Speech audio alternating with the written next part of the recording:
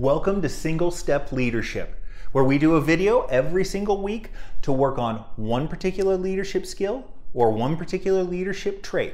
Just one, focus on that, focus on locking it in. Next week, we move on to something else. The idea is that you're working your leadership and your career progression just like you would physical activity at the gym. You don't go into the gym and expect to lift huge weight or run a marathon right off the bat. You have to work up to it.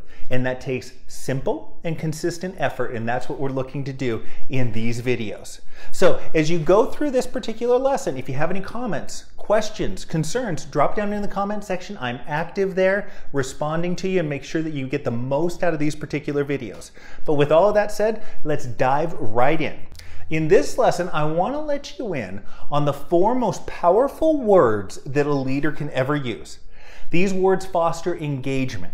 They foster communication. They foster feedback. They build up the employee's sense of self-worth. And what's more, in the case of accountability, these 4 words create quick buy-in and they create ownership amongst the team.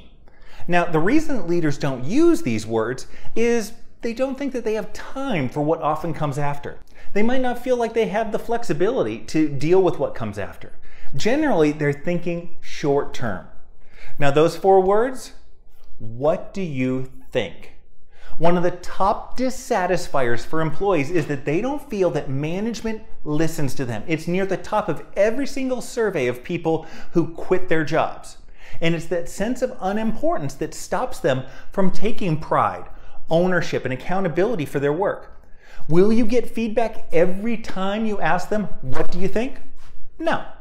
But the more you use it, and the more you consistently use it, the more you'll find that you start getting feedback and you start getting the accountability that goes along with it. Now, your question back to me might be, well, I'm asking them, what do you think? What happens when they respond?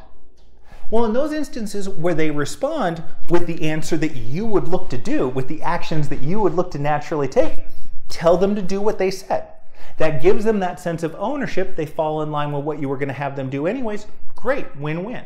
Now, in those cases where they give you a different answer or an idea that just doesn't make sense or that can't work, you now have an opportunity to explain why that might not work and why this other course of action might be a better one.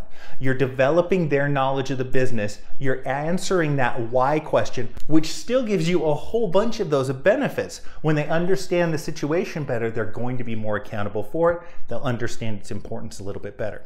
So I don't want to belabor the point. I want you to try this out using those 4 words. What do you think? And you can be followed with, we should do in this situation or whatever else, but what do you think? So the very next question you get from an employee on what to do, use these 4 words. Practice this consistently, and these 4 words will transform your leadership and your team.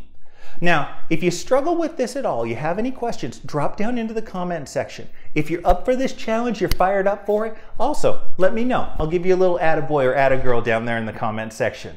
And if you have any other questions, you can always direct message me, send me an email, cm@cameronmorsey.com, or tune into one of my live Q&A sessions through the course of this week. I want to make sure that you have all the support necessary to make sure that this one single step that you take this week is a step forward for your leadership. Thanks so much.